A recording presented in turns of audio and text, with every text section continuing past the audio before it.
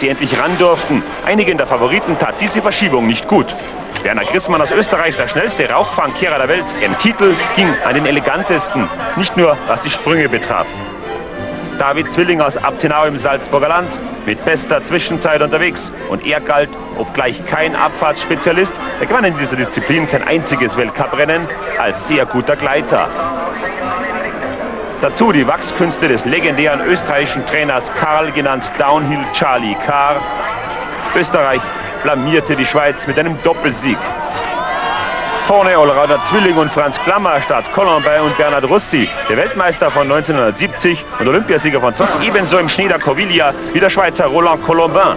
Der hatte 4 von 7 Abfahrten der laufenden Saison gewonnen, ehe dem Absturz im St. Moritzer Nachtleben, der auf der Piste folgte. Dafür ging sein Stern auf. Franz Klammer, der Bauernbursch aus Kärnten, war mit der Empfehlung eines Abfahrtssieges in Schladming angereist. 24 weitere sollten noch hinzukommen.